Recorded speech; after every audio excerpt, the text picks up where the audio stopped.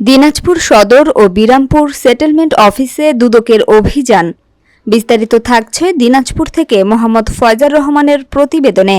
জেলার settlement office Dinajpur এবং বিরামপুর উপজেলা সেটেলমেন্ট অফিসে খতিয়ান সংশোধনপূর্বক অনলাইনে এন্ট্রিকরণ এবং পর্চা ও নকশা প্রদানে ঘুষ দাবিসহ নানা বিধি অনিয়ম এর অভিযোগে দুর্নীতি দমন কমিশনের অভিযান পরিচালিত হয়েছে।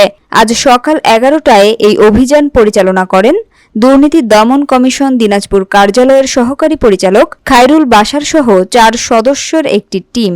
অভিযানে প্রাথমিকভাবে অভিযোগের সত্যতা পাওয়া গিয়েছে বলে জানান দিনাজপুর দুদকের সহকারী পরিচালক খায়রুল বাশার। 18 একর খাস জমি এটা ব্যক্তি মালিকানায় রেকর্ড হয়ে গিয়েছে, এরকম একটা অভিযোগ ছিল।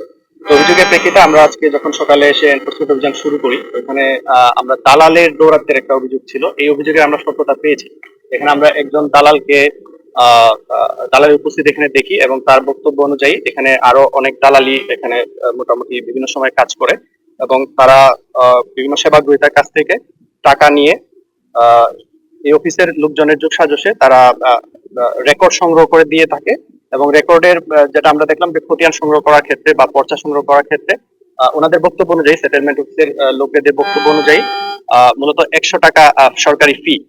সেক্ষেত্রে দালালরা 300 টাকা নিয়ে থাকে এবং এর একটা অংশ এখানকার সাবেক যে ড্রাফটম্যান সাইদুল ইসলাম ছিল, ওনাকে বিভিন্ন সময় সরবরাহ করেছেন বলে একজন দালাল আমাদেরকে জানিয়েছেন। আমরা এই বিষয়টা নিয়ে আমরা ব্যবস্থা নিতে বলেছি ওনাদেরকে, যাতে এখানে দালালের দৌরাত্ম্য না থাকে। আমরা এখানকার ইউনো স্যারের সাথে কথা বলবো যাতে এই অফিসে দালালের কোনো দৌরাত্ম্য না থাকে, এই বিষয়টি উনি দেখেন। আর এর বাইরে আরেকটা অভিযোগ যেটা ছিল সেটা হলো সরকারি 18 একর জমি যেটা ব্যক্তি মালিকানায় রেকর্ড হয়ে গিয়েছে। তো এই বিষয়টা আমরা খতিয়ে দেখেছি। এখানে যতটুকু আমরা এখানে রেকর্ডপত্র পর্যালোচনা করলাম, আমরা আরো বিস্তারিত রেকর্ডপত্র সংগ্রহ করেছি, আরো বিস্তারিত পর্যালোচনার প্রয়োজন। আমরা এই মুহূর্তে যতটুকু রেকর্ডপত্র পর্যালোচনা করেছি সেখান থেকে দেখলাম এখানে 5টা দাগে এটা সরকারি খাস খতিয়ানভুক্ত জমি ছিল। এর মধ্যে 2034 নাম্বার দাগ যেটা, সেটা একসময় এসএ খতিয়ানে এটা ব্যক্তি মালিকানাধীন ছিল।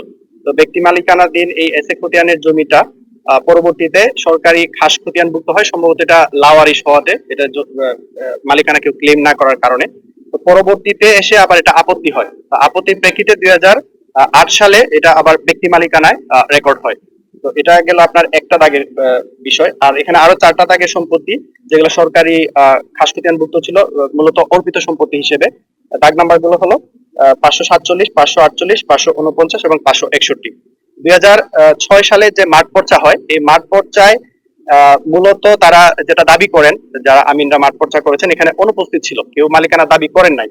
তো মালিকানা দাবি না করার প্রেক্ষিতে এগুলা পরবর্তীতে আবার যেটা করা হয়, এদের যে ফাইনাল যাচাই বাছাই, যেটা ফাইনাল জাঞ্চ মিস্টেক বলা হয়, এর